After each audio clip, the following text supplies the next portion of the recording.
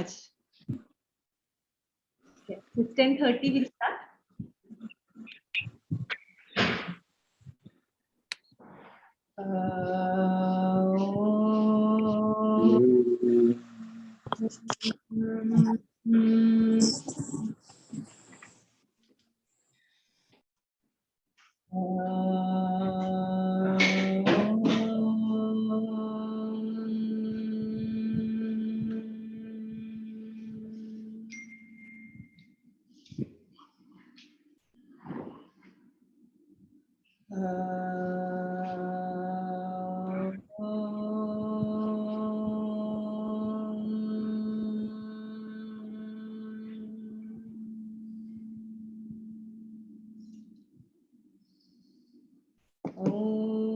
सहना भवतु सहनौ भुनक्तु सह वीर्यं कर्वावहै तेजस्विनावधीतमस्तु मा विद्विषावहै ॐ शान्ति शान्ति शान्तिः ॐ सदाशिवसमारम्भां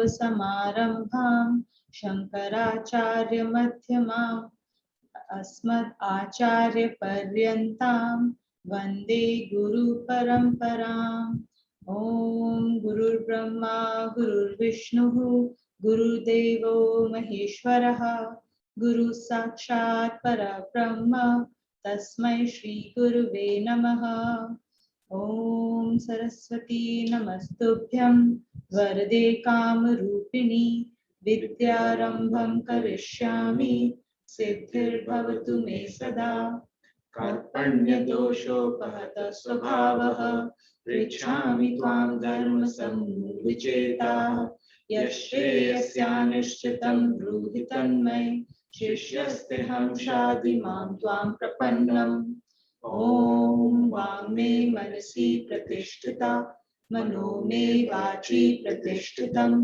आविर्आविर्मयेधि वेदस्य ममानिस्थः श्रुतं मे मा प्रहासिः अनेन अधीतेन अहोरात्रां सन्दधामि ऋतं वदिष्यामि सत्यं वदिष्यामि तन्मावतु तद्वक्तारम् अवतु अवतु मामवतु वक्तारम् अवतु वक्तारम् ॐ शान्ति शान्ति शान्तिः ॐ अहं वृक्षस्य ॐ भद्रं कर्णेभिः शृणुयाम देवाः भद्रं पश्येम अक्षभिर्यजत्राः स्थिरैरङ्गे स्तुष्टवाग्वं स्वस्तिनूभिः व्यशेम देवहितं यदायुः स्वस्ति न इन्द्रो वृद्धश्रवाः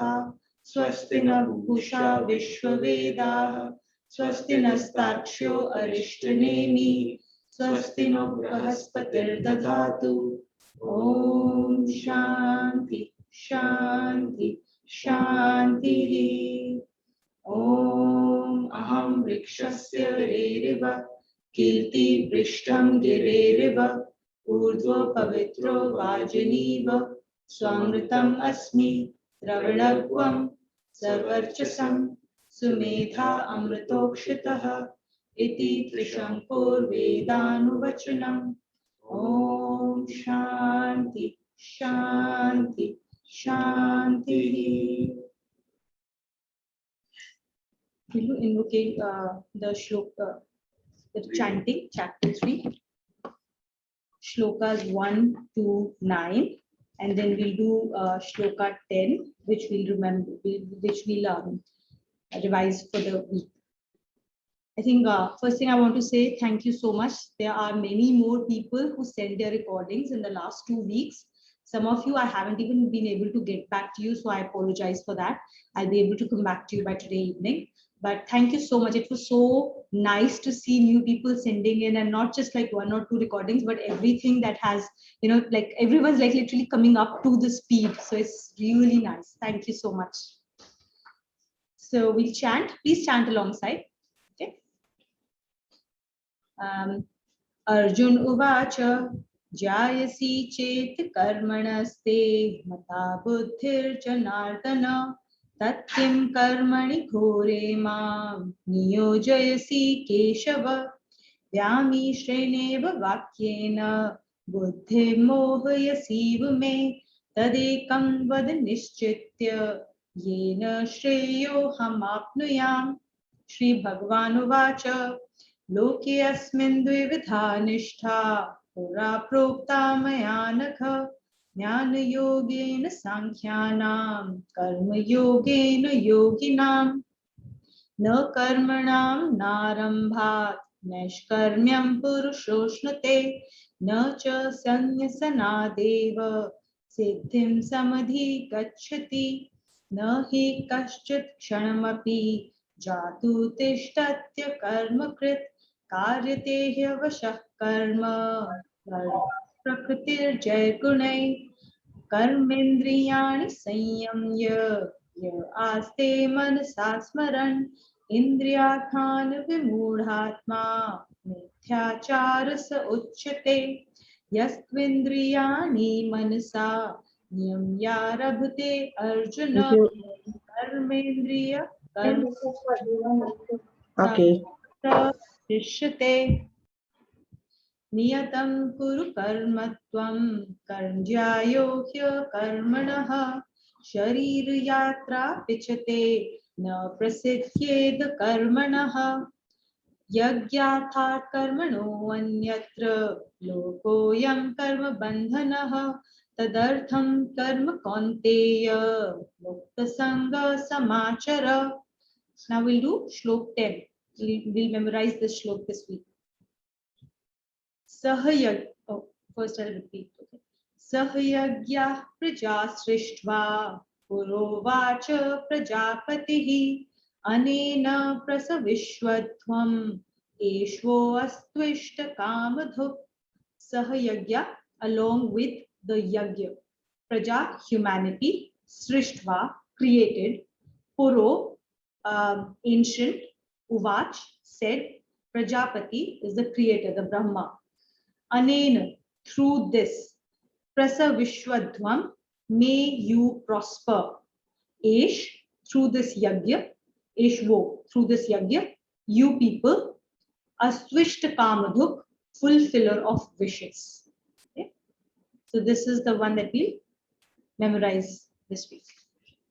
Okay. So I think the last 2 weeks there has been a focus on seeing what is the difference between how an ignorant person looks at the world, their actions, versus an enlightened person. So an ignorant person always thinks that he is the doer. Doership is very strong in them, right? Which means that doership comes from ego. So they feel like they are the ones who are the karak, the cause of what's happening in their lives. And they are the karak and the cause of everything that's happening around them, right? Whereas the enlightened person understands that he's not the cause. The actions are being done by the guna.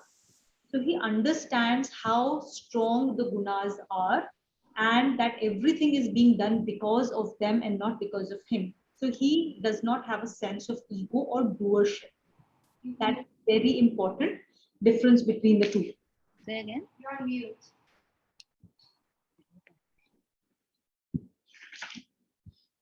We also learned about the divisions of gunas. So there are 3 gunas: Rajo, Raj, Sat, and Sat, Raj, and Tam. And we saw how they manifest in creating this reality through different means. So it's literally just those 3 things and how they intermingle with each other in different components in different ways, like different types of chemical reactions occur under different circumstances to create 23 different modifications, which then create the rest of the reality around us. So in that order, we saw that self is the highest, okay, in that chart, right? So self is the highest, and then starts the rest of it. So self is where the sentient being is. Sentience is in self. And while it is at the top, you will also notice that there is no connection between the self, the top box, and everything else below that. Maybe they should show the chart.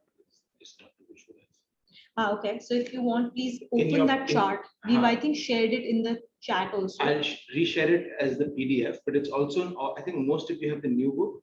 So chapter 1 ke pehle on that page, if someone knows what page number it is. Share it because there are people who are reading it on Kindle also, right? Okay. So it is important to note the way in which it has been crafted. There's a reason for everything. So self is at the top, and that top box is not connected to the lower bottom boxes. And the lower boxes, they're all connected to each other. At the top, so you see the transcendental self, that's at the top. Then you have the three gunas, Sat, Raj, and Tam. And this is where, this is the Prakriti, the Mool Prakriti, the primal nature, the unmanifest potential. When they are three of them separate, this is the unmanifest potential. Like we say, no, there's a potential energy, and then you do something about it, then it becomes the real manifested energy. That's how. From these three come the intellect, the ego, and the man. And then we have which together is called Antakaran. Antakaran. So when we always say our Antakaran ki Shuddhi, it is referring to intellect, ego, and man put together. So that is the subtle body within us, which creates the perception of everything in our life. The likes, the dislikes, the dreams, the wishes, the desires, etc. And for us to be able to access the higher self, the individualized self and its voice, we need to go through the subtle body. And that's why the entire Gita we focus on cleansing the subtle body. Antakaran ki Shuddhi. Till you don't get clarity there, you will never be able to hear that soft voice of the soul, which is beyond all the gunas and everything else that is here as a distraction. Yeah. So we will access our higher transcendental self through our Antakaran. The cleaner the Antakaran is, the clearer our ability to look through it. It's like holding a glass and looking through it. If your glasses are dirty, the way what you perceive outside is also dirty, right? So we need to cleanse it to clarify who we are and what we are doing in our lives. Then comes the gross body. So the 20 boxes below, they are part of gross body. So lowest form is the gross body, which are basically senses of action, senses of perception, the subtle principles and the gross principles. The gross principles are the Panchabhut that we always talk about. And the Panchabhut actually get created by the subtle principles. So everything in the gross form exists in the subtle form first. Subtle is always stronger than the gross. Right? And we experience it in science all the time when we see the, for example, the energy that we get from coal or burning any of this versus the energy you get from a nuclear fission reaction is way, way, way higher. So the subtler something becomes, the stronger, the more powerful it is compared to the gross parts. So for example, a car, it's a really big machine, but it's going to be immobile without that spark. It's that subtle spark that kicks that entire car into action for it to move and for it to do something. Without that subtlety, it's going to just lay still. Similarly, it's the subtle within us that powers the entire gross. And as we go read Gita more, this concept will become clearer and clearer on how the subtle always controls, drives, directs the gross. Then another last thing that I'll focus on here is to remind us, why is man kept right where the rest of the gross are in terms of, if you look at manas is the lowest, right? It's because man is actually simultaneously a sense of perception and a sense of action. So it's a sense of perception because all the organs of perception, when they get inputs, they create an attitude about it in our man. The man tells them, whether there's going to be a rag or a dvesh, whether I like it, I don't like it. And then what do I do about it? So then it becomes an action, a sense of action also. So it's considered actually the sixth limb, sixth indri. There are five that we have, five senses of action, and then there's a sixth one, which is man. And here also there is a reason why intellect is at the top, and we all understand that piece, right? So, intellect has to drive man and not the other way. This is the natural way things should ideally be. And intellect is this force which can simultaneously, it can decide whether it wants to face below on the man or it wants to face up to the transcendental self. And this is where what we call, whether it is the the Sanjay Buddhi, when it is looking up to God, or whether it is what was Dhritarashtra's wife name? Dhritarashtra's wife name. Gandhari. Gandhari. Thank you. Gandhari Buddhi, right? Gandhari Buddhi is when it closes its eyes and starts to take all lessons, all things from the man. So whatever man says, your intellect will justify. Everything that I do will be justified by my intellect. And that is your Gandhari intellect. Why am I eating my extra sweet? Because cheat day, today is my cheat day. Or I haven't had my sweet for like a month, so today it's fine. Everything else, I shouldn't go over the top on anything. We find ways to justify every action that we do. So the fact that the gunas are at the top, and this is where the jad prakriti begins. Okay, everything here is jad, by the way. Everything is insentient. Right from the top gunas, everything is insentient. Sentient nature is only at transcendental self. This is that spark, that magic that creates the illusion. When there is a illusion of transcendental self coming in contact with the jad prakriti, the insentient nature, there is the gunas start to create that delusion. And again, I'm saying, and we will understand this more later on, that this contact between the transcendental self, the sentient and the insentient nature, is only seeming. They are never really connected. Which is why in the chart, there is no line. There is no connection between the capital S self, the transcendental self, Jivatma, and the rest of the world. Yeah. Because that capital S self is an observer in our body.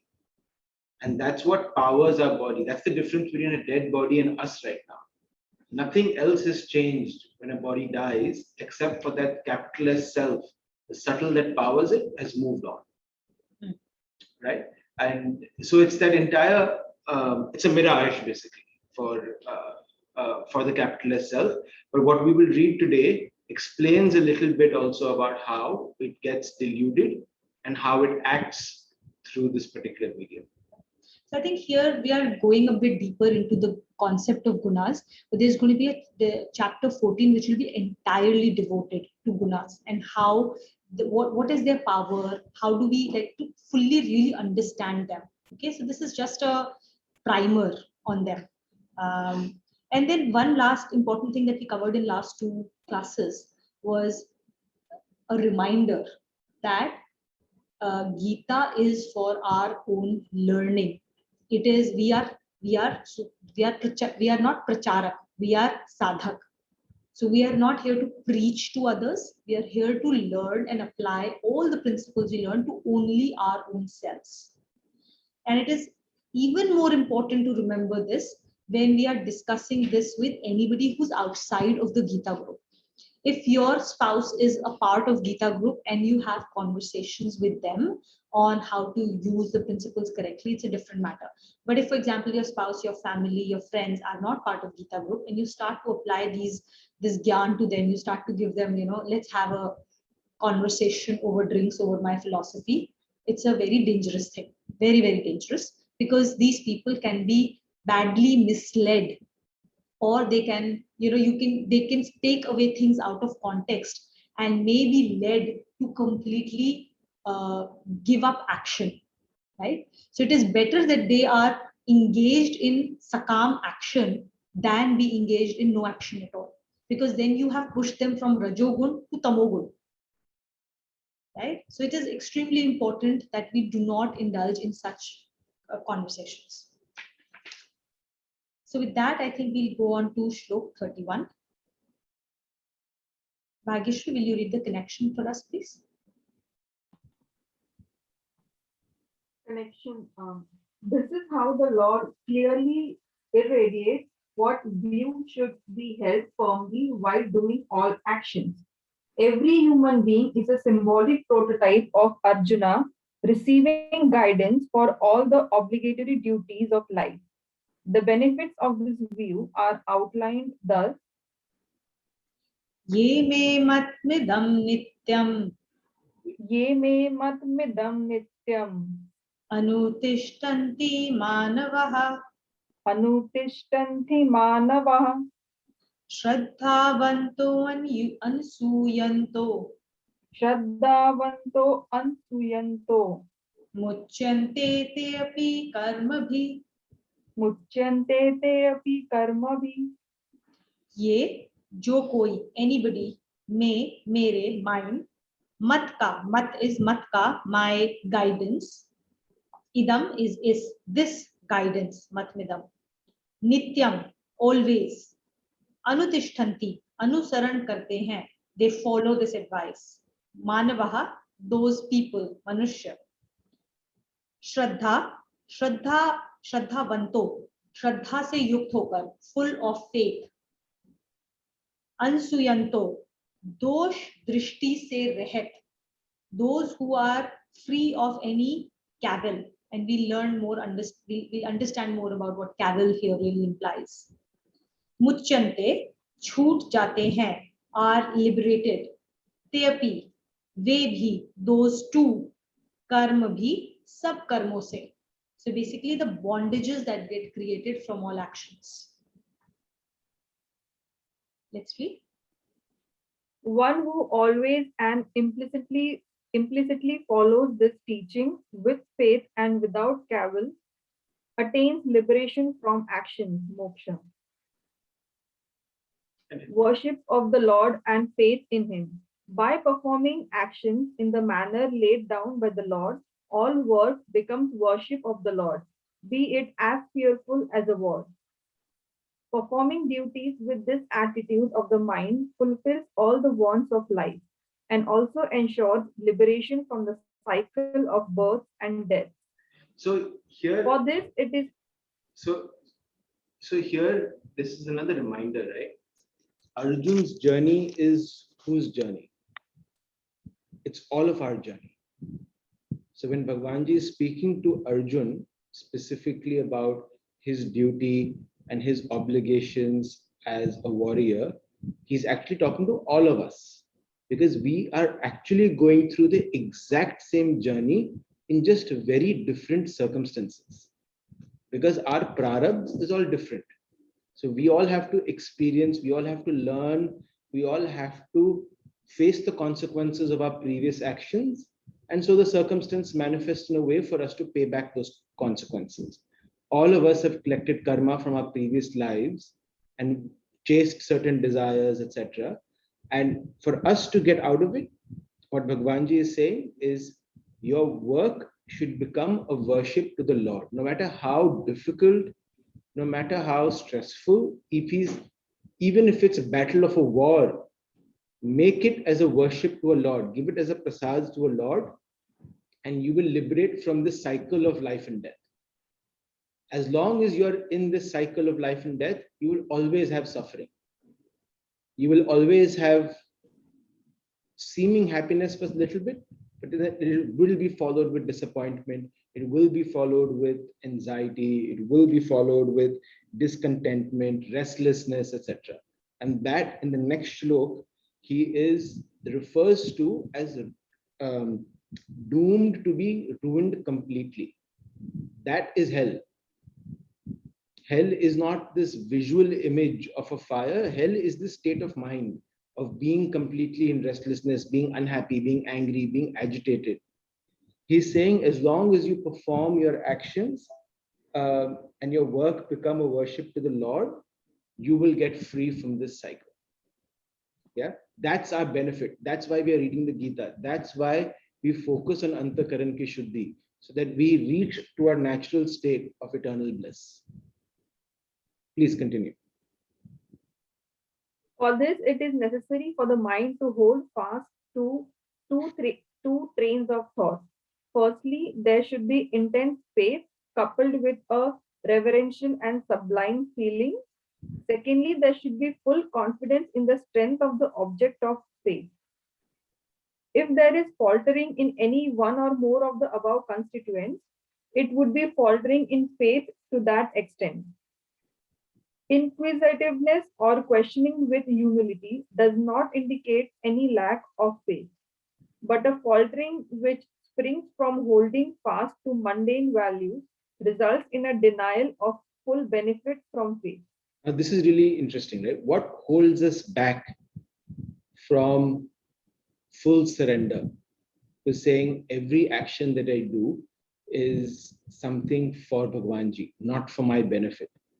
As I can tell you that that's the toughest thing for me. It took me, I don't think I'm still there yet, but full surrender takes a lot of effort, right? Like we are born with this instinct to control, we're taught to control, we're taught to create processes, we're taught to measure our success with end result rather than the effort. So it's a lot of unlearning that comes along. And out here, he very clearly explains it, right? That your biggest downfall actually is your mind. Your mind, as an analogy, is the bulldog in your mind. It's constantly, it's constantly making loud noise. So even when you're silent, you're doing nothing, there is chatter in the mind. That voice we can hear loud and clear because it's there 24/7. And as long as that mind is not directed to Bhagwanji, it will be directed to Sansar. It will be directed to likes and dislikes. It will be directed to ego. It will be directed to, I want this, I desire this, I like this, I want to be that. That's how the mind is. Always will take you to the past, it will take you to the future, it will take you to likes and dislikes. So he's saying for you to reach this state, you need to move the mind. You cannot change the mind. The mind in its nature, the way it is made, will constantly have a voice. The way to reach this state is to direct the mind towards Bhagwanji. So that's when you do satsang, that's where you do Nam Jap. So I think someone in this group also shared, right? Like when we were doing the Nam Jap Anushtan, all of a sudden people felt calmer through the day. They felt less distracted. They were easily able to focus because all of a sudden their mind in their free time wasn't going and daydreaming about things. It was directed to the Bhagwanji and the intellect was driving their actions through the day, right? And the second is what you put on as faith to, so one is you direct your Bhagwanji, mind to Bhagwanji, and the second is have a belief that whoever you direct your mind to, the Bhagwanji, that you have full belief in them. You have full strength towards their power, that everything that is happening is for your best. For you to do this, it's not easy as well. And that's where we do the reading of the Gita. We're reading all this knowledge. We're trying to understand how our internal subtle body is because the intellect will direct our mind, saying, yes, this is true. Yes, this is what is real. Everything else is temporary. And the intellect, when it becomes sharper and sharper, it will start directing the mind, ki nahi, I don't want to sit and binge watch Netflix or TV. I would rather use it for a more productive activity. Right? It is the intellect then, as it gets sharper and sharper, it will start controlling the mind or redirecting the mind from Sansar to Bhagwanji. And as part of the journey, questions are going to come up. Like all of us are intelligent human beings, so we're going to have questions, and there's no harm in having questions, but be aware of the intent behind the questions. So in the beginning of our Gita class, 6-7 months ago, I remember we used to keep emphasizing that we will not encourage questions in which there's intellectual stimulation and like abstract conversation, but we will encourage as many questions which focus on implementation of Gita, because that's the purpose of why we're reading the book, right? And that's what this is also trying to say. If you're inquiring to try and understand how to implement it, then that stems from a humility and from genuine learning, rather than what I used to do back in school, which is sometimes just ask questions to like argue with the teacher or prove her wrong and all of those things, right? We like I should do a lot of that, and that's what this particular shloka is emphasizing for us. Yeah. I think there's one more important thing to remember, that while here it's early stages of Gita. So we're being talked about, what we are being told, that there must be high level of reverential, sublime feeling, intense faith should be there. Now, faith necessarily implies that you don't know. You're believing something to be true. That means you don't know it to be true. Okay, which is fine because we are in early stages of Gita.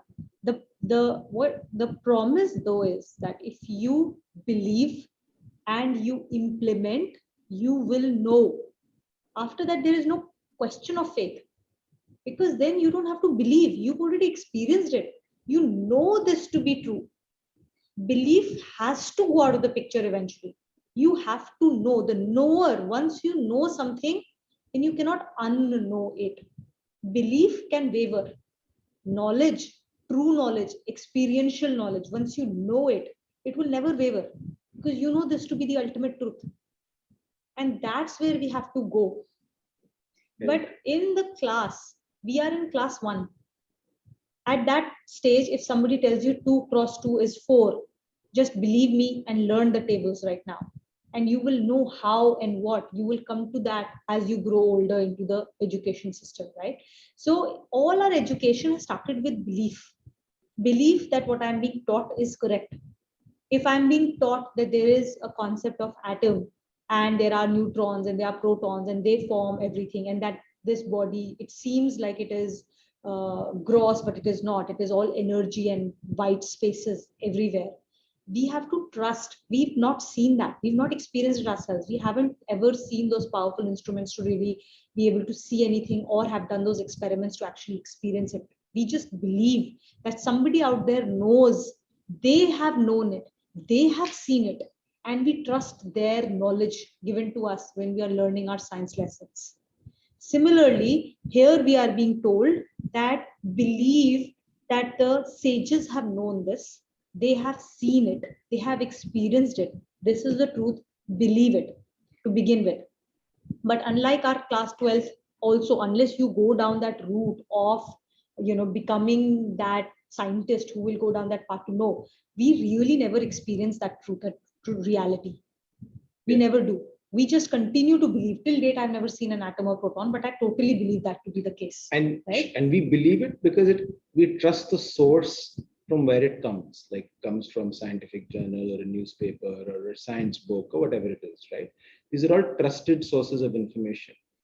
And similarly, when we first joined the Gita, I think I had a conversation with all of you, and I always tell you where the source of this comes from. Because we are so blessed that the source of the book that we are reading right now comes from known realized saints. And उनकी बहुत सारी किताबें और हैं which have been published, which we can read, and which gives us color into their art, into their lives and who they were and how they implemented these principles. And for that, we're very blessed that there are enough number of people in Singapore, forget the world, that have gone through this experience and have completely transformed their lives. And they tell us, and that's why we tell you, is mano fir jano. Aap believe karo isme, and very soon you will know what the reality is. You will see the miracles. You will see his hand in all your actions. But again, belief to knowledge will not happen, in vacuum. There is a bridge, and that bridge is action. That bridge is swadhyay. That bridge is shloka learning. That bridge is namjap. That bridge is nidhi dhyasan. That every day you read and then you implement every single moment. You are in that consciousness to say, how does this principle apply to me in my life? And the more we practice, the more this belief will turn into knowledge. Very, very important. Then the next thing is cavil. So which basically, this is a very important thing. Abhinav just talked about it. Questioning is not bad. You must question. Arjun has received this entire knowledge through questions, right? He constantly asks questions. He understands and he says, okay, I've understood this much, but there are so many buts, right? That but will go on till the end, until he finally says that, yes, now I remember. And that's also important. He did not say, yes, now I have received this knowledge from you. He says, thank you, Krishna ji. Now I remember. I had forgotten this knowledge. It is inside of me. All I have done now is I have cleansed my antakaran, and I can reflect back and see that knowledge that was inside of me that I had forgotten. I now have access to it. That's going to be our journey too. So asking questions is extremely important, especially as you start to implement it in your life. You will start to ask questions like, oh, I thought it meant this and I tried to apply it here, but it didn't work. Now what went right, what went wrong, right? And that's how you will grow in your journey. But it is very important to remember that the questioning has to come from that space of learning and not from a space of argument, debate for the sake of debate, right? And we've all experienced those debates in several different contexts. So that is what we need to stay away from, but constantly ask questions to learn. Continue, please. Without cavil. Along with faith, the mind has to accept the teaching without cavil. Cavil means a captious objection based on an attitude of fault finding. Both faith and conviction without cavil are complementary to each other. This is why adherence to the Lord's teaching, when coupled with these two thoughts, ensures undisturbed peace while performing all duties.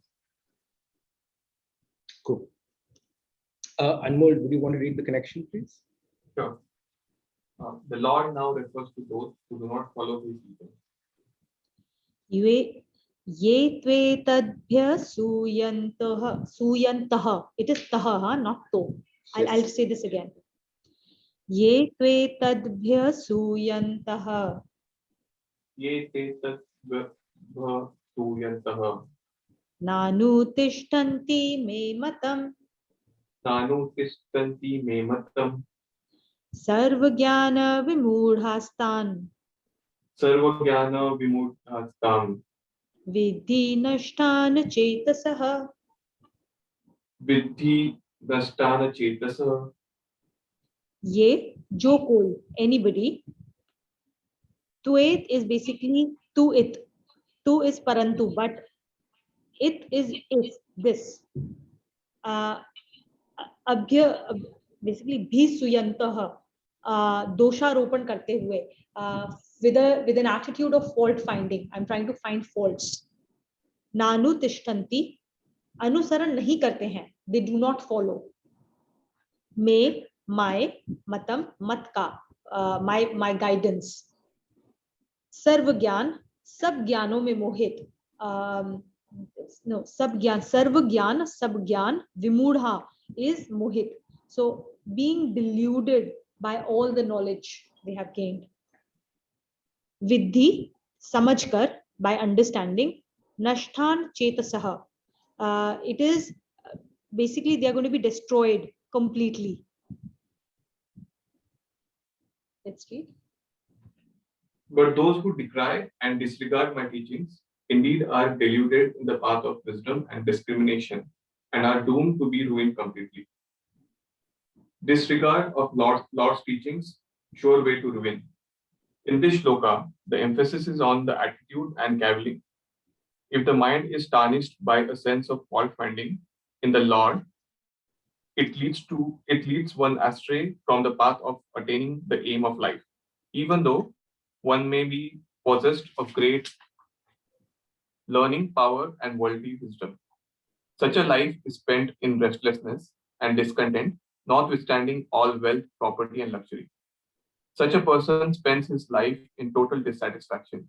In addition, such a person hardly gives any thought of self liberation and falls prey to the cycle of births and deaths. So there are two things here, right, to pay attention to. One is Bhagwanji is not telling you what is wrong or right. He's telling you, if you do this, this will happen. So if you follow my teaching, if you follow these principles, you will attain liberation. Now here it says, if the mind is tarnished by the sense of fault finding, it will lead to complete ruin. So he's not again saying what is right and wrong for you per se. He's just giving you options. Okay. And out here, he's defined doomed to be completely ruined by the line where he says, such a life is spent in restlessness and discontent.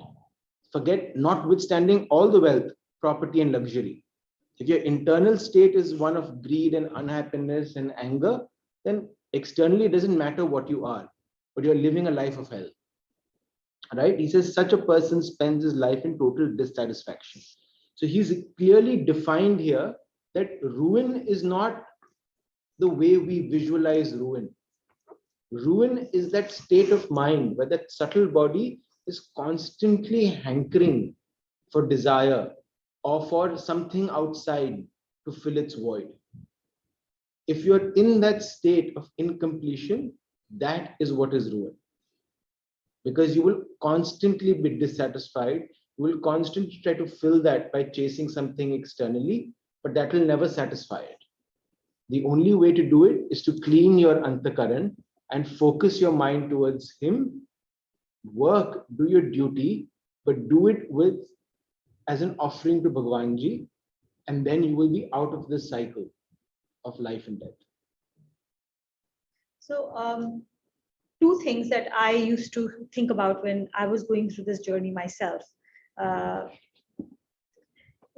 This particular these few things, there are two things here. One is that there are people who know a lot, right? There's always about the sarva jnana vimudha.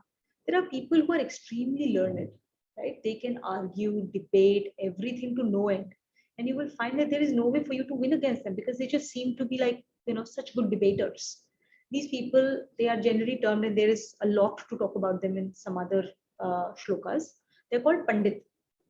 So Pandit would be, for example, in the older days, would be people who can argue anything about Vedas. So, there used to be those debates. Now, such Pandit who are the knower of all Vedas or knower of all science and stuff, right? If they are using their knowledge and their vibhutis only to debate and not use it to really connect to Lord, then it's a complete waste of your knowledge. You may know all the Vedas, yet you've lost the crux. You're using all of that knowledge to sit and show off and debate rather than use it to cleanse your antakaran and to realize where your ego is coming into play. And this was also the case of the war at the beginning. So many of those characters, the teacher. Yeah. So, which is where like all those amazing teachers who fought from the side of Duryodhan, Bhishma, such a knowledgeable person, and he was deluded by how he lost his connection to Lord, and he got his allegiance to the throne, to the gross element rather than to the subtle element. And that's why he said, I have my allegiance to the throne, and so I must fight from this side. Right? These are all delusions of those who are knowledgeable and learned. So such people would also be led to do, even if you know all the mantras, you learn all 700 shlokas of Gita, that does not mean that you will be led to the path of you will be the wise one and you will attain Lord. So that's one. Second is, from our point of view, right? Some of the questions, especially on the debate side, every time you talk about philosophy, a lot of people get into this whole debate about God. right? And Charles Darwin comes into play. Like, what do you mean by this thing? We know Charles Darwin has figured out we were born from monkeys and we've been evolved like that. We are not this, we are not that, right? All of those conversations about the Big Bang theory and stuff like that, right? Now, all of that's fine, right? The question is not to start indulging in those uh, debates at this stage and start asking questions. There's nothing wrong with having those questions. Okay, you can have those questions, you can have that curiosity. I want to know the truth of where we came from. I want to reconcile these seemingly different things. Why is science different from what Gita is telling me? How do I reconcile them? The way to approach this, the way I have also approached and I found it useful, and you will find your own ways, right? I'm just giving an example of the approach that I have taken after thinking about it a lot, is first of all, the things that it seems, right, in Gita, they are very allegorical. They are not necessarily exactly like, for example, the concept of heaven and hell. Allegorically, we understand this, we have always understood it to be something beyond earth. The devas live in this heaven where all their desires get fulfilled. Hell is something else, the fires of hell. These are all allegories. The more we understand Gita, the more we realize what they really mean. The real truth behind these allegories are very different. Similarly, the truth of where we came from, the truth of God, the truth of all of these things, we may never know everything, because our physical body, as long as we are attached to physical body, it will have its analog constraints around what this body will allow us to see. For example, this body will never allow us to see UV radiation. We just cannot perceive it given our limitations of the sense of perceptions. But once we are able to transcend this bodily limitations, we will be able to transcend and we'll be able to perceive a reality beyond this. But how do we get to that stage? We won't get to that stage by sitting here and arguing about it or debating about it. The only way to get there, the only way to receive knowledge that is at PhD level, is to go through your entire schooling with full faith, by doing the hard work that is required, by passing every single class with flying colors, getting to your college, finishing your college, doing your internship, and then getting to that PhD, and then doing your own research to get to those answers. But by saying, oh, because I do not understand that PhD level question, I'm not going to start, is extremely, it's what is Vimudhatma, like it's being deluded. So we want to get to those answers. Let's go through the basics that are being taught right now and use those basics to convert our belief into knowledge. Okay. Kay, would you like to read the connection, please? Yeah, sure. At this place, an important question arises in the mind. Is it open to one to renounce action? Perhaps by renouncing actions, one may escape the bondage of the result of actions. On this, the Lord says, Siddrisham keshthate swasyaha. Sriddisham sheshta te swasyaha Prakratir jnanavanapi. prakriti jnanavanapi Prakritim yanti bhutani. prakritam yanti bhutani Nigraha kim parishyati. nigraha kim prashishyati Parishyati. karishyati. Siddrisham is anusar, in accordance with. चेष्टते, चेष्टा करते हैं, makes an effort. स्वस्याहा, अपनी, your own. Prakrite, prakriti ke, in accordance with the nature. Jnanavanapi, jnanvan bhi, all the wise people too. Prakritim, prakriti ko, of the nature. Yanti, प्राप्त होते हैं.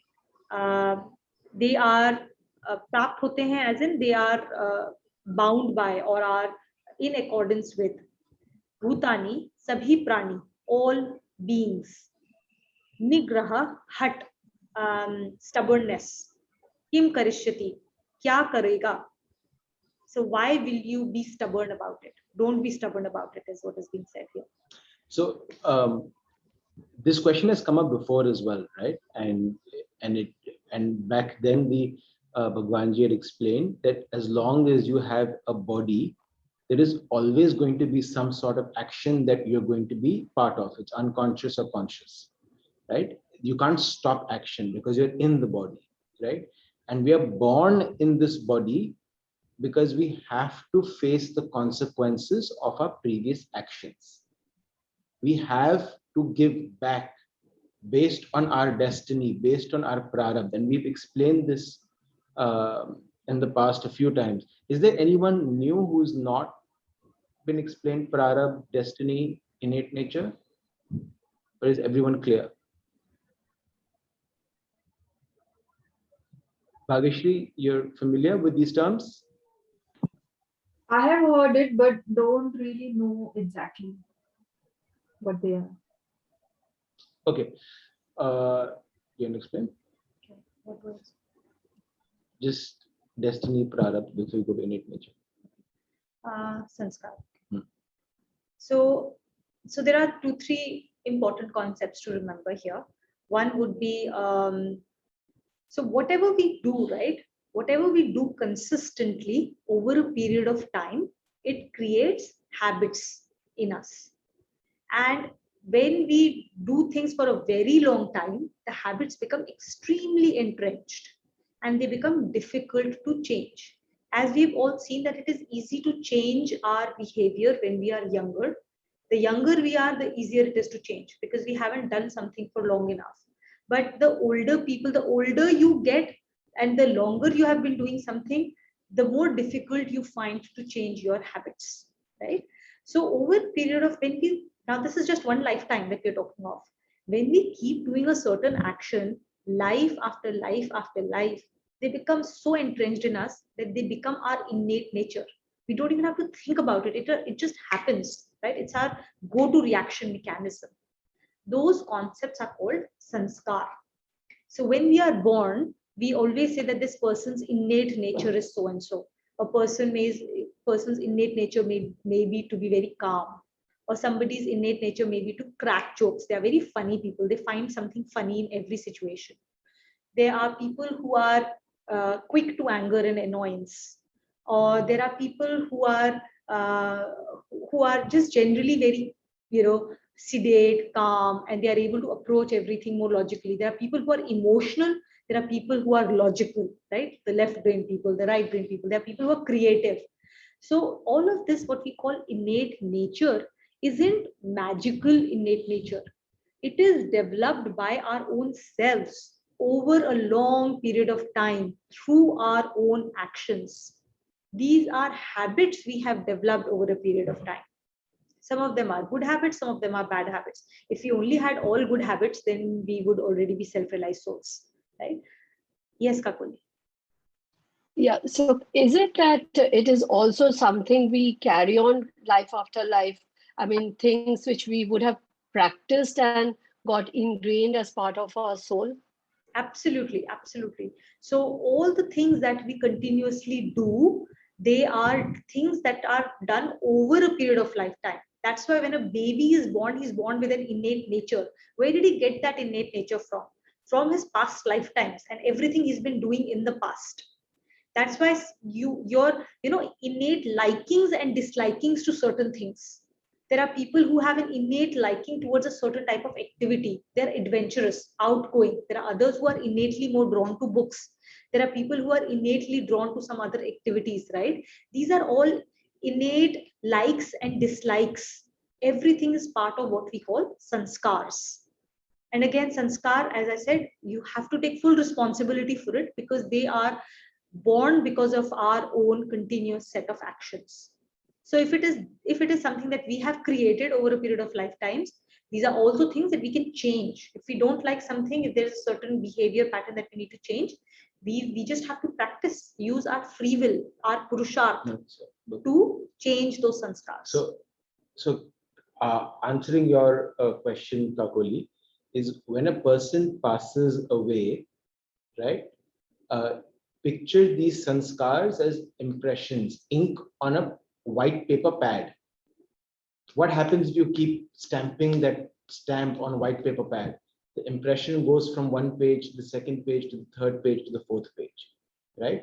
So when we leave the body, when the Jivatma leaves the body, a part of the subtle body, not a part, the entire subtle the body entire goes subtle with body us. with its The impressions, gross body is left behind. It, you know, goes to the elements of the nature, but the subtle body, the man, the ego, and the intellect, they form the subtle body. That is what goes with the soul.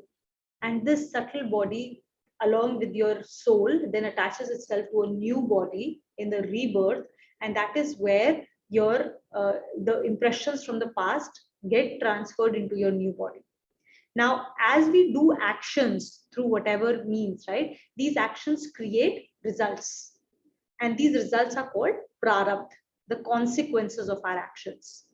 And every action that we do with a sakam bhav, with an end result that we are attached to, whether it is good or whether it is bad, we become bonded to those results to live through those results. consequences. The consequences have to be lived through. So whether it is a good thing that you deserve, or whether it's a bad thing, but ultimately it's something that you're bonded to. So you have to be born to live through those consequences. This is the bondage of actions that we've been talking about, the bondage to the results. And so every time we do an action, we create a result, and hence we must come back into the cycle of life and birth. Now, all these results, the consequences, they keep going into your treasure chest. Okay, in this treasure chest, you have accumulated like millions and millions and billions and trillions of consequences that you need to live through. Some are short lived. There are classes that we won't get into, but there are classes of these prarabdhas. So some of these prarabdhas, just at a very high level, these are prarabdhas that you will live through immediately, and you will extinguish them. You know, I put my hand in fire, I burnt it immediately, done. There's nothing for me to live through after that. Okay. So there are things that you will immediately realize this action gets result in this lifetime, done. There are others that you will live through in your next lifetime. And then there are some of these which you have, some of this that you will live through in your next lifetime. There are, you can do something about them. They are not very strong prarabdha. You can change the consequences through good actions in this lifetime. And that's why there are certain things in Vedas when you go to it where they will say you can do an upaya for it, because there is something that's not quite right in your horoscope. Now, horoscope is just a blueprint, by the way, that you've created yourself. And now horoscope becomes a way for you to read. It's very scientific. Huh? We'll talk about that in some other class. I don't want to go too pedantic on this. But essentially, yeah, there are upayas that you can do about certain prarabdha. But there are certain prarabdha, there is no way, you have to live through them. If you've done something really big, either good or bad, you have to live through. There's no upaya. You will have to experience this. Okay, so these are classes of prarabdha. Now, without going too much into detail about classes of prarabdha, but they are basically, you have a treasure chest. Now, when you are born again, a certain part of this destiny is taken out, the certain part of this consequences is taken out and given to you in this lifetime, and said, okay, now you will live through this. And you will realize eventually, as you start to understand this better, you are the only one. You will come and decide your destiny, and nobody else decides this for you. God is not a judge. God is the most benevolent benefactor that you will ever have. You will decide for yourself sitting there that I want to experience this. This is my learning. These are the things that I want to go through. You choose everything, your entire blueprint of your life. And then you select that, and that becomes your destiny in this lifetime. So this is your destiny, and you will live through it because of your sanskars, and your prarabdha will play this world out. On top of this, you have your free will, which you've been given. If you did not have a free will and you just had a destiny and sanskars to live this life with, then you are an animal. That is what an animal does. Because there is no free will, there is only bhogyoni. It's an animal or a devta. Devta also don't have any free will. They come, they take that life form just to live through all the good actions that you have accumulated. You experience the results of all the good actions, and then you again come back. That's a bhog yoni. There is no free will. You'll come back in this lifetime in the human form. In the animal form also, there's only bhog yoni. You just react. You have your destiny. You react based on your innate nature. You incur no sin if you are in a devta yoni or in an animal yoni. Then you come into this life, which is your yog yoni. Human form is the only form where you have free will.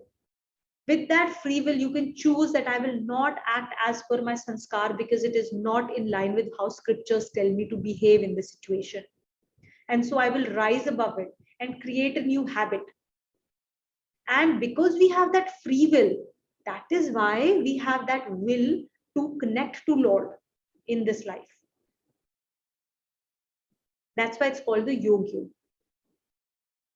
So in this particular shloka, we would be talking a lot about, or he's gone into a little more detail about innate nature, right? What is our innate nature, where it comes from? Sanskar that we talked about. Yeah, the sanskars, right? And how that innate nature makes it very difficult for us not to do action, because it comes from our previous sanskars and desires.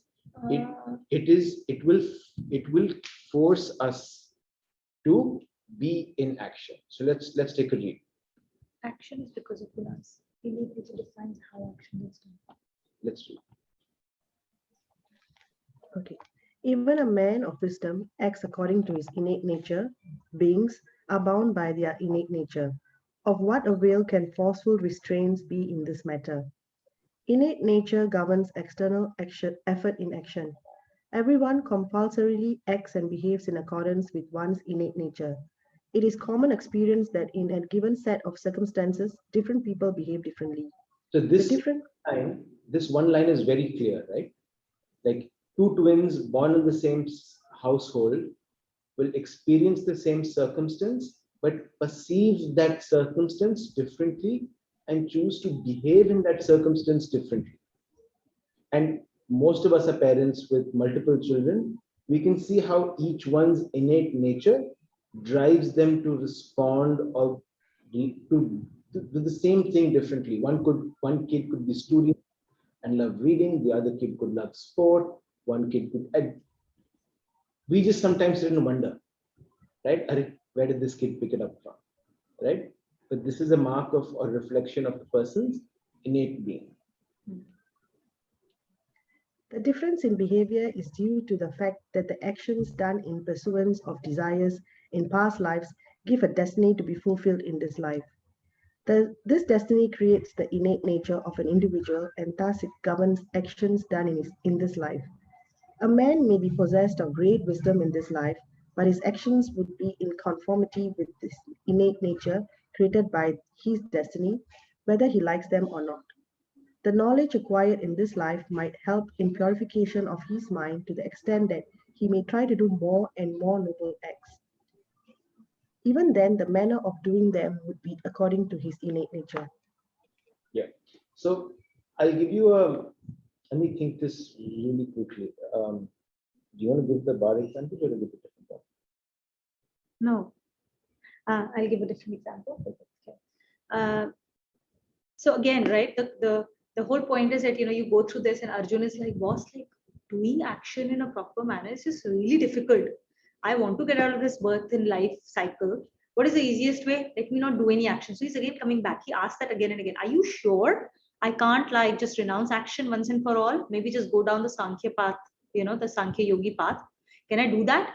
Every step he's trying to find, is there a shortcut out of this whole thing, right? And every time Krishnaji comes back and says, dude, there is no shortcut. Okay, you have to go through the whole thing the way it is supposed to be. So this time he's explaining it to him slightly differently. First, he's explained how gunas rule yourself, right? So gunas will make you act, whether you like it or not. So not doing an action is not an option. Now he tells him that even the way you will do action is not an option for you. First of all, not being an action is not an option, but even the way you do action is not an option for you. The way you do an action is defined by your sanskars, your innate nature.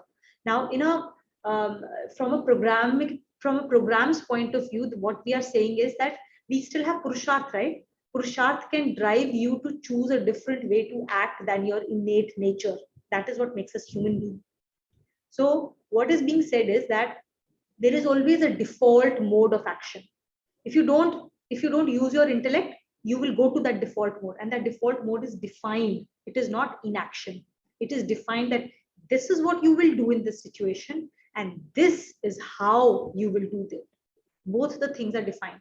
If your Purusharth comes into action, then your Purusharth will change slightly what action may be done, but you will still do it in a manner that is defined by your sanskars. So as an example, you may be somebody who now wants to change your behavior towards, for example, uh, taking care of guests. Okay, you realize that Atithi Devo Bhava is an important principle that I want to employ.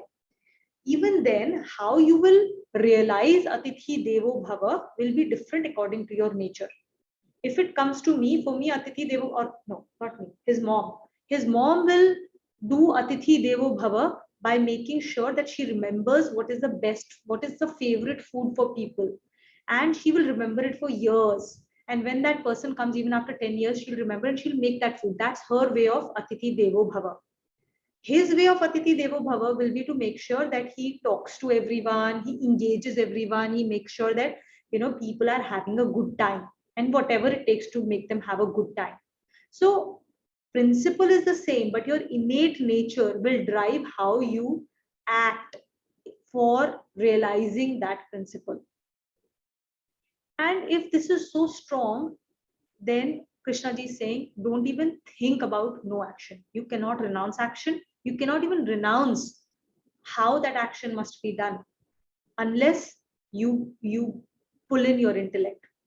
So I'll give you another example, right? And this is one of my sanskars that I have discovered, but it's something that I think a lot of people would identify with, which is I like to be liked by people. Like so I hanker for liking, I hanker for like people acknowledging People me, pleaser. people pleaser. So, all those things, right? Now suppose and now this is such a subtle thing, but it manifests in actions and the words I would choose to say on a minute by minute basis, right? So if I've imagine a person like this, he's done an act of charity, there would be every conversation there will be that inclination to share, this is what happened, and what, this is a problem that is happening in Africa and blah blah blah, but you know what, I did this, I did that, I gave money, I'm helping them, and all of this is with the intent so that the other person likes you, right? Now that's a person's innate nature. Now suppose that person renounced the world and went into dhyan or whatever, that innate nature wouldn't go away. The moment they would interact, and we've seen enough people like that, they start talking about how great they are, or they start talking about how tough a situation they've gone through, because their innate nature is still to get love from people, be approved by people, right? And similarly, all of us have that innate nature, which one, for us to discover through the journey, but second is then to contain, so that your actions no longer are driven by it. You are rising above it. You're doing an act of charity for the sake of doing the charity. That's it. Not because you want to tell other people. But so much of life in conversations with people that we share things or we ask questions because we want to share something in our life and get something back, whether it's appreciation, whether it's could be other things, right? Anyways, let's continue reading this. Hina, so Yeah. here it's written that destiny creates the innate nature. So how does destiny create the innate nature? So the treasure chest. Yeah. So the destiny is basically what it is. Basically a part of the treasure chest, right? That you've created. You have all actions that we do. Those actions create our product that go into your treasure chest. A part of it is taken out and said, this is your destiny to be fulfilled in this lifetime. And that not every single habit will be reflected in this lifetime, right? There are certain habits that stay latent, And in fact, a lot of our habits stay latent. We don't even know enough about ourselves to know, okay, when a new situation presents itself that triggers a certain behavior, then you'll know, oh, I did not even know I was capable of this. So So your destiny will determine which particular parts of your innate nature become active in this lifetime. So for example, This is how your destiny creates the innate nature. So for example, a person's destiny could be to experience a lot of unhealthy food in this life for whatever past reasons. So they're born in that particular household, they're constantly exposed to that household, they're constantly exposed to given a lot of food, which results in health problems, all of that. That could be a person's destiny. Now, because his innate nature is food, he can't control himself. The food is constantly being presented to himself and he's constantly eating because that's his innate nature. But his journey, and I'm being very gross here, but his journey then is to use that intellect to say, hey, no, this is not the purpose of life. The purpose, even though I'm born in this environment, the purpose of life for me is not to chase food. The purpose of my life is to use the food to nourish my body, to do my duty. And that's when that free will and the intellect kicks in to rise above that innate nature and that destiny. So we can change our destiny and innate nature? In a way, yes. To a certain extent, you can, but there's no point in changing your destiny. You're not supposed to change your destiny. You're supposed to use the destiny for your self realization. Because you have to know the destiny hasn't been created to punish you for anything that you've done or to give you benefit for what you've done. That is not the purpose of destiny at all. The only and only purpose of destiny is to help you in the most amazing way possible in your journey towards self-realization. Yes. That's the only purpose. And that's why we're studying the chapter is also called Karma Yoga. It's connecting through your work, that work that we have to do based on our destiny. And this is like a pole vault for us. It's not a punishment. As we experience, as we become, our antakaran becomes clearer and clearer, we'll be able to rise above our innate nature to start performing our duty in the right prescribed manner and pole vault out of this cycle. So yeah, you should not think about destiny tends to bring, like, the word is kind of loaded in our language, and we tend to associate very fatalistic associations with it, like it's destiny, I can't change it. And we typically think about destiny only in context of negative things that happen to us, not in positive situations, because most of the time when positive things happen, they are because of us. We are doing all the hard work. Negative things happens, it's because of destiny. God is doing this to me, right? So that is the general mode of behavior, and that's why destiny tends to have these fatalistic, sad, difficult, and scary connotation. But actually, if you start to understand, you'll realize that the benevolent God that's out there, he is doing everything in his power to help you realize yourself and complete your journey. So every single thing you've done and every single part of your destiny is like, this is the lesson that you have decided that I want to learn in this lifetime. This is the karmic lesson I want to learn. And these are the things I want to extinguish. And as per that goal, you have curated a certain destiny for yourself. It's a very well thought out, curated journey that has been created. As long as we realize that it's so special for me and it is important for me and it is in my benefit, you will not be afraid of it. You will embrace it. You will love it. That this is my best path, my shortest path to self realization.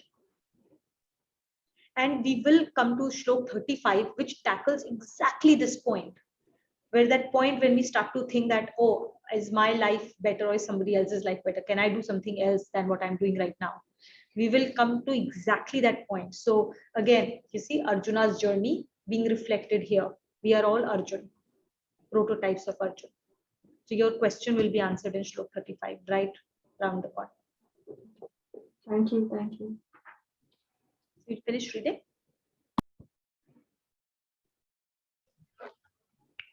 Have we Here, have you finished reading this? No. yeah, I finished, I think. Oh, Oh, you finished reading? Okay, I finished. It's 11:45. You have to do birthday greetings.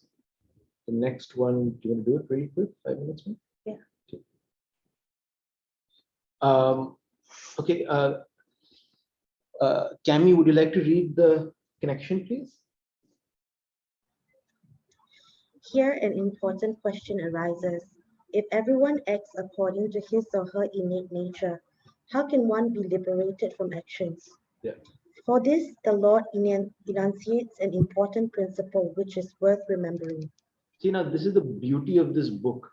The conversation we are having, the questions being asked by you guys is a natural flow to the next shloka and the next shloka, which goes to show that this is just a reflection, pure truth, and our journey Everyone's journey. and everyone's journey. All of us go through the same questions in our journey. All of us have exactly the same queries. We all follow the same path of our journey to reach up there. Chalo. Indriyasyendriyasyarthe Indriyasate ragadvesho vyavastitau ragadvesho vyavastitau yavastita tayoranvasma gaccheta tayornavasham agaccheta tauhyasya paripanthino tau yesya param paripantino इंद्रियस्यार्थे is प्रत्येक इंद्रिय के विषय में basically the object of senses. राग द्वेषो is likes and dislikes. व्यवस्थितो छिपे हुए स्थित हैं, they are inherent in them. तयोरन उन दोनों के ना you should not fall under them. Vash is under control. Vashma gaccheto ve dono hi hyasya paripanthino, because they both are enemies in your path. Let's read. In the perception of the objects by the senses, attachment to and aversion for the objects is inherent. No one should come under their sway, for both indeed are enemies, out to beset one's path. All actions to be free from attachment or aversion. The Lord tells that all actions are performed with the help of senses. Each sense is connected to its corresponding object. For example, the sense of sight is connected to vision, that of hearing to sound, that of touch to feeling, that of smell to fragrance, that of speech to words, and so on. In each such connection, there abides a sensation of attachment or aversion, which creates the elements of likes and dislikes, respectively, in the mind. The liking is based on an expectation of pleasure, and the dislike is based on the apprehension of pain. So what happens here is the way our body is designed and the senses that we've been given, we will naturally always have a sense of pleasure and a sense of displeasure. So I may find the taste of mango very tasty, but I may not like lime. I don't like sour, right? There's going to be that. But what's the next step that we experience? The mind comes in and it starts saying, hey, I only want to chase what I like. And I will do what I can to avoid what I don't like. And that bifurcation leads to attachment. If for whatever reason you're faced with something you don't like, it results in us complaining, it results in us blaming, it results in us being angry, irritated. We lose our complete sense. And if we don't get what we like, again the same thing, for exactly the same thing. So attachment is the root cause of things. It's that mind and it's that mind above the sense that says, I want this, I don't want that, is the root cause of attachment. And the root cause of attachment is is hell, so to speak. It's that state of mind where you're unhappy, right? And so now he's breaking it down for us to understand how we work with the sansar, from sense object level to sense level to mind, and then right above the intellect, which directs the mind. Please continue reading. Both these elements of likes and dislikes are formidable enemies in the path of ultimate welfare. The inclinations formed on the basis of likes and dislikes in previous lives remain stored in the mind's memory, and they sprout forth in future lives whenever a conducive occasion occurs. This is why the same action is performed by different persons in different manners. But while performing an action, each one is free to ensure that it is not based on the inclination of likes and dislikes in this life, but is governed by the principle of objective propriety. By continuous introspection, inborn biases can be overcome, thus abjuring the reflection of these biases in present actions and reactions. Then only the assigned duty is performed and the corresponding action becomes like a roasted seed which is unable to sprout into destiny in future life or lives. If one is not cautious about these enemies, the best of actions will doubtless result in bondage. This is the way in which a person can attain liberation from the future hold of attachment and aversion, even while performing actions according to inclinations fashioned in previous lives. Such actions do not cause any bondage. So I'll give you an example here, right? So you you have to do an action of cooking, okay? And you're cooking for party guests. Now, all of us have been in that situation where we've cooked for party guests. Some of us are cooking it when your innate nature comes out, where you really want people to praise your food. And if you serve dinner, you're having great conversations and they leave and you're like, Arey yaar, unhone khane ki taarif hi nahi kari, they didn't praise my food at all. Your innate nature has come out, right? That same action has now been governed by your innate nature, which has created more bondage for yourself. That same action you could do and serve it as a prasad and with a prayer that I hope this nourishes your body for you to do your duty later. And that's the end of that experience for you. All of a sudden, that bondage with that action has gone. Because now you're doing it as a seva. You're doing it for lokhit. You're doing it to serve and help others. And you're doing it with the intent that I've got this opportunity to feed someone. I will feed them lovely, healthy khana that they find tasty. And that's the end of my role. Right? I will not, and that's the difference of doing an action which creates bondage and doing an action which is liberating. And it's a very subtle difference. And that subtle difference comes at your thought level, at your subtle body level. And that's why we say the whole game is antakaran ki shuddhi, cleaning that subtle body, because that's when we will be doing the same actions, but we won't be creating bondage. I think before we close, Shlok 30, we were reminded that we should become free from expectations, become free from ego. If we become free from these two things, then all feverish mental agitations will be taken away from us and we can dedicate all results to God. And with that, we will be able to get free from the bondage of actions. Now he's gone another level deeper and say, okay, free from expectations and egoism, but how will you become free from those expectations and egoism? Is you go down deeper and you ask yourself, like, dislike, like, dislike.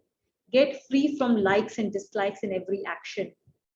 And that will again create freedom from the bondage of the actions. Bhageshri, for the birthday greeting, just get a little, like a handful of rice. Oh, okay. Yeah, and just Okay. get katori, like a katori for Anmol to hold, and just get a handful of rice, like a little bit of rice. Okay. Okay.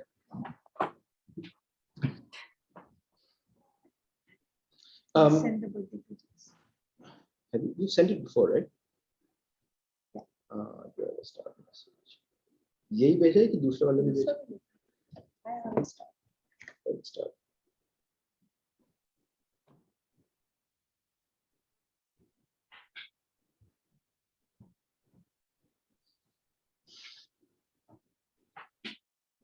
Kavita, would you like to lead the birthday greeting? Does everyone No. have it? Or Did you call out my name? Haji? Was my name called out? I said Kavita. Oh, okay. I always get confused. Sorry. Sorry. No, I don't know that song yet. Oh, the song. I'm just sending it again to the group. Just star these two so we can bring them up every time.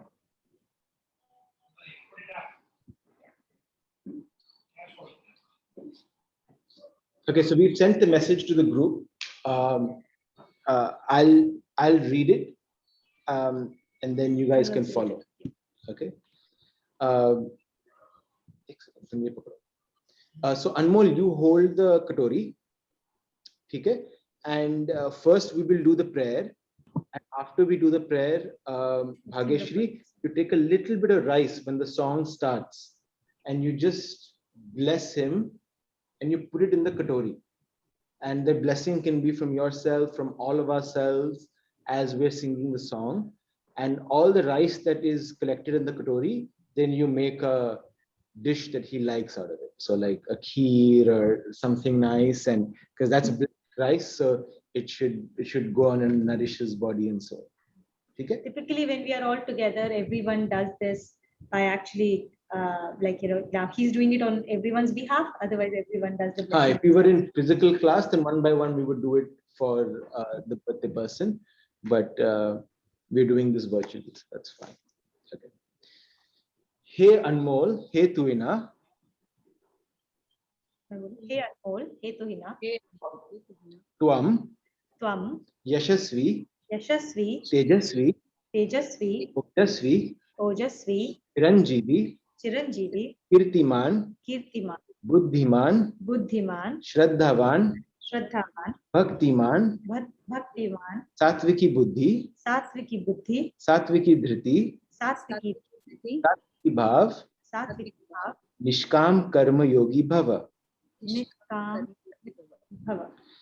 Janam Madam Vidam E Priya Sakhe, Janam Madam Vidam E Priya Sakhe, Shantanu Te Sarvada Mudam, Shantanu Te Sarvada Mudam, Parthayamahe Bhavashayushi, Parthayamahe Bhavashatayushi, Ishvara Sada Tvam Charakshasu, Ishvara Sada Tvam Charakshasu, Punya Karmana Kirti Marjaya, Punya Karmana Kirti Marjaya, Jivanam Tava Bhavatu Sarthakam, Jivanam Tava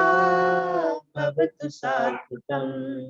सागर में एक लहर उठी तेरे नाम की, सागर में एक लहर उठी तेरे नाम की, तुझे मुबारक खुशियाँ आत्मा ज्ञान की, तुझे मुबारक खुशियाँ आत्मा ज्ञान की, हो तुझ में है आनंद में जाकर मिल जाना, तुझको है आनंद में जाकर मिल जाना.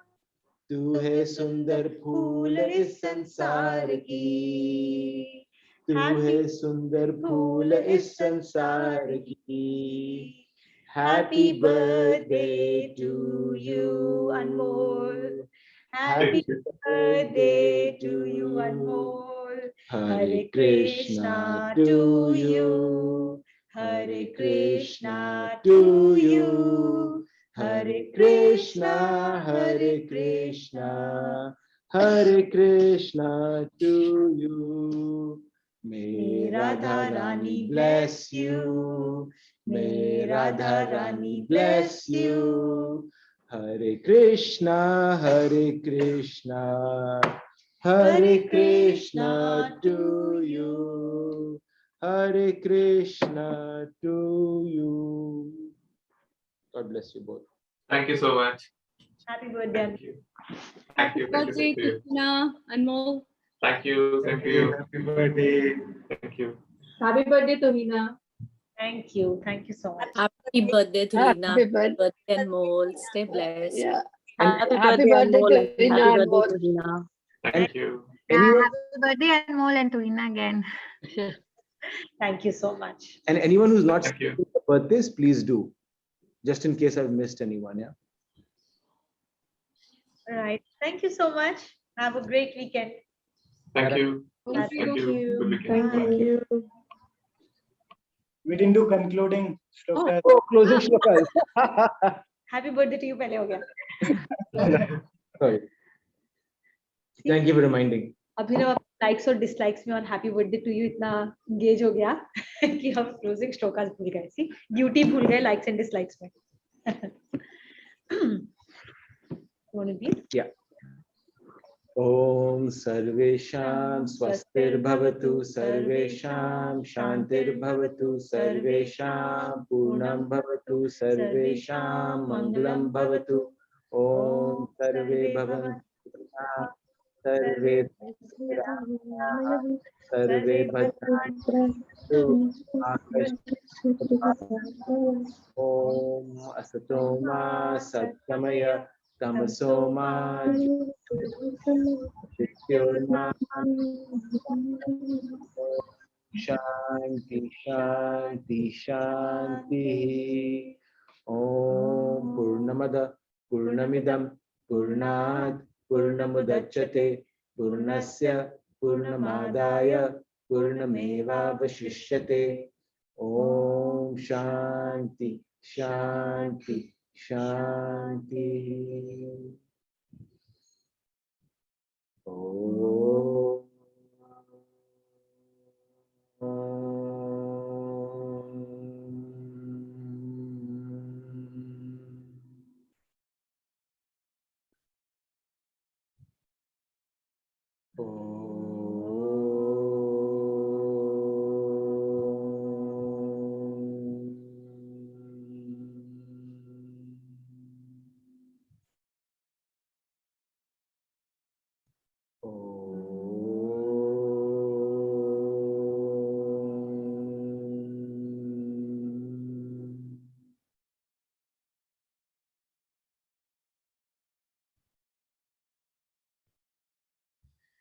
Thank you all.